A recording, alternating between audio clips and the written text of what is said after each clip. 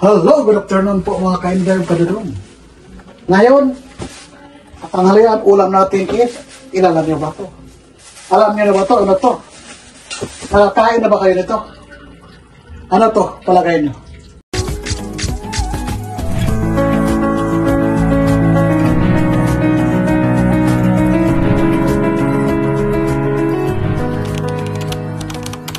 Ngayon, pakita ko sa inyo. Magluto tayo ng balbacoa, pero una, ilaga muna natin ang balbacoa, linisan natin, pakita ko sa inyo. Ito na yun. O, di ba? Wow! Ito na po yun. Yan, basa na natin. Yan. Ito siya, mga ka-Inday Kadudong. Ang kapal, balbacoa. Ito siya. Yan. Yan. Masarap ito mga ka-Inday Kadudong. Sa mga Bisaya, 100% alam nila ito kung ano. Napakasarap nito sa totoo lang. Balbacoa. Pakita ko sa inyo ito kung paano lutuin. Kung anong klaseng tawag luto dito. Sa mga Bisaya, alam na nila ito. Kasi alam nilang ulam ito. Napakasarap ito mga ka-Inday Kadudong. Una kasi nito, bago nito lutuin, pakuluan muna ito, palambutin. Palambutin nyo. Hugasan ito mga ilang beses. Ayan. Hugasan ng may asin para pasa yung gana. Germs. Natigas pa siya, oh. Tingnan mo. Balat ng baka to. Balat ng baka, malinis na. Yan, oh. Ibabad natin sa tubig na may asin. Tapos, magpakulo tayo ng tubig. Tapos, doon natin palambutin. Lulutuin natin to. Ito yung ulam natin sa tanghali. Kumbaga, mamaya, tanghali natin uulamin. O, di ba? Sarap ng ulam nito mga ka-Inday Kadudong. Okay. Habang binabad natin sa tubig na may asin, pakulo muna tayo. Tapos, ilagay natin to sa pakulo. Ilagay na natin sa pakuluan na natin ng balat. Pakuluan natin hanggang na lalambot. Hanggang lalambot siya, mga ka-Inday Kadudong. Ibabad siya sa may asin, ha? Huwag na kalimutan. Pag mag-ano kayo ng mga ganun, balat, galing sa palengke. Pangalawang, pangatlong hugas. Pangatlo, yun yung panghugas na may asin. Hugas sa may asin, hugasan ulit. Okay? Yan, pakulo na tayo. Pakulo na natin. Yan. Ilagay natin dito. Pag kumulo na, ilagay natin to. Ilagay nyo, ha? Yan. Yan kasimple lang mga ka-Inday. Yan, hugasan na natin. Nakababad na siya ng ilang minuto sa asin. Yan, tanggalan yung mga dumi. Mga dumi-dumi. Pagkatapos naman ito pakuluan, nalambot, nilinisin pa natin yan. Tanggalin natin itong mga dumi-dumi pa rin dito. Para mawala talaga siya. O, di ba? Pakuluan natin siya ng ilang oras sa pinakamahinang kulo. Yan. Sa mga Bisaya, relate na rin ito. Sarap ito mga Bisaya nito. Sa ulam na ito. Yan, nagasa natin maawa. Yan, malinis na. Tapos kasi sa may asin. Ang asin kasi, napatay sa mikrobyo. Pero kailangan pa rin natin linisin ang husto. Para naman, pagkain natin, secure.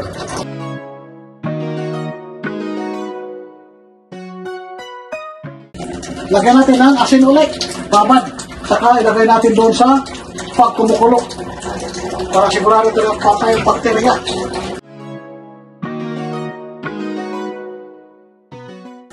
Pagkatapos dito, ilagay natin sa kumukulo. Pagkatapos kumukulo malambot, saka natin hugasan ulit. Kaya, doon natin masigurado malinis ang luto natin. Okay. Abangan natin kumukulo yun. Tapos ilagay natin mamaya-maya lamang. Abangan natin. Okay. Ngayon kumukulo na.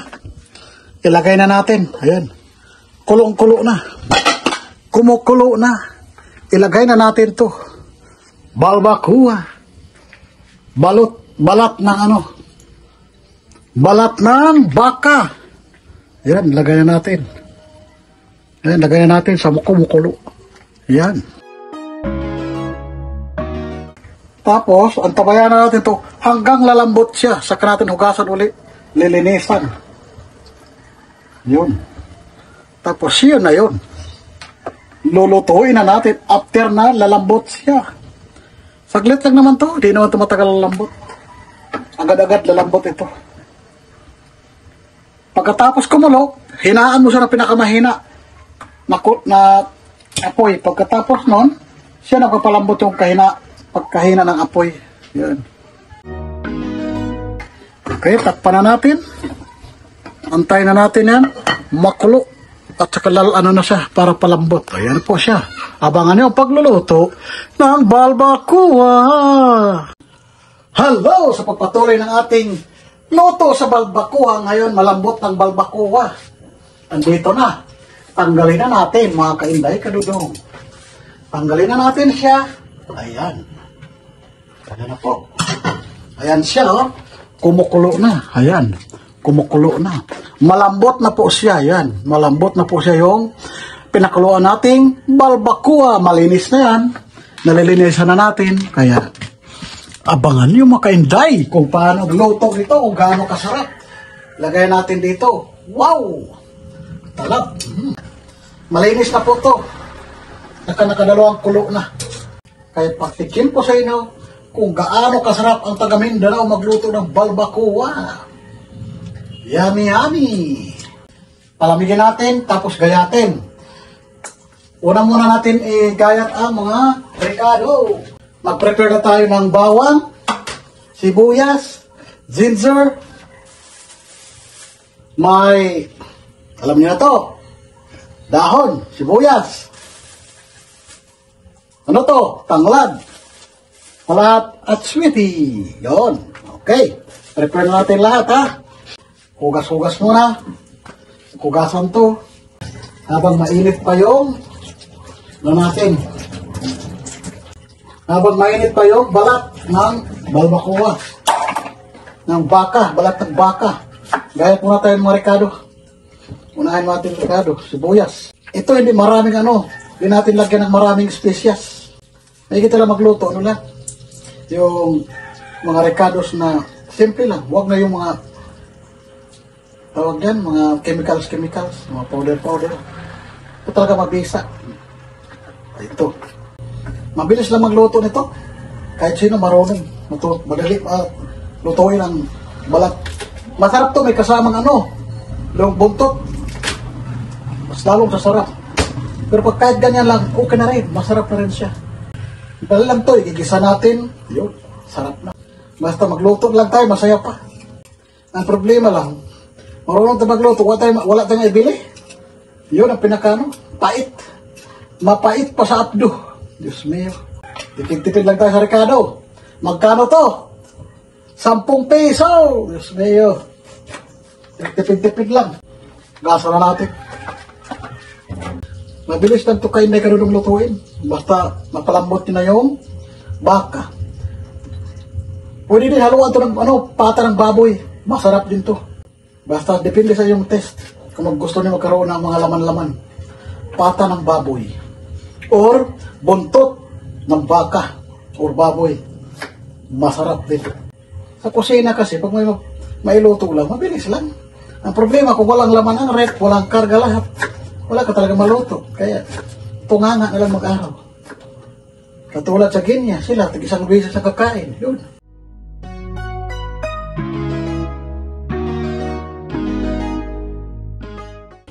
Ito lang hugasan natin. Yun lang mahalaga. Ilagay lang natin ito sa pagmalapit na maluto. Yung balbacoa. Doon lang naman ito ilagay pag malapit na maluto. Ito na, nagbigay ng aroma. Bango. Ano natin? Chop na natin. Pag malapit na ihain, ilagay na to. Sarap nito. Di ba? Walang sibuyas. Dahon sibuyas. Ito na lang original na malaki. Yan. Pampalasa lang naman to. Kasamang dekorasyon. O, sensya na po. May bumibili hilo. Ano na kastilaan? Mayat-maya. Excuse me. Opo. Ayan. Yan talagang buhay. Buhay tindero. Buhay tatay ng bahay. Buhay tagaluto. Lahat. Lahat na natin applyan. Hirap pala maging ano, sa bahay talaga. Sa'yo lahat nakatuka. Lagay tayo ng tanglad. Pero itanim ko yung puno nito na, hindi na pala. Bukas sakali ko, tanim ko to. Tanim ko to, 3 puno. Ito lang ang kailangan ko. Yung iba, tako ko na to kasi mga sunod na araw. Kailangan magtatanim tayo kasi ang mahal, magkano tanglad? Kunti lang. Magkano? 10 piso. Kunti lang. Kami naman talaga magtanim. Hindi tayo bibili. Tago na natin to kasi sunod na araw, kung makaluto tayo, meron pa tayo. Kaya tayo bili-bili ng marami. Mahal, tipid-tipid. Ugasan na natin to. Kasi ilagay natin to sa barbacoa. Ngayon, gayatin na natin ang balat. Sigurado kayo. Sigurado, masarap to. Ay, di na mainit. Pwede na. Pwede na kumain. Di na mainit. Wow! Lambot. Oh, lambot. Bilis lang to, no? Gayatin. Malambot eh. Naparami ang kain ko dito, mga kainday ka dito. Kayo sa inyo, paano nyo niluluto sa iba't ibang panig ng Luzon? Paano niluluto yung balat? Ano tawag sa inyo? Sa ibang lugar yun, ano tawag dito? Sa mga Bisaya, Mindanao, balbacoa. Balat ng baka, tsaka balat ng kalabaw. Masarap din. Ayan na po, lulutuin na natin. Simulan na natin ang pagluluto. Dito natin lulutuin. Mga may dudog kainday. Mabilis lang to. Igigisa mo lang to. Tapos, kasi gagamitin pa natin yan. Sabaw. Igisa lang natin yan, mga kainday kadudog. Ayan. Ito, lagyan natin ng konting patis. Konting patis lang, palasa. Konting asin, konting tuyo. Ay, kuha tayo tuyo.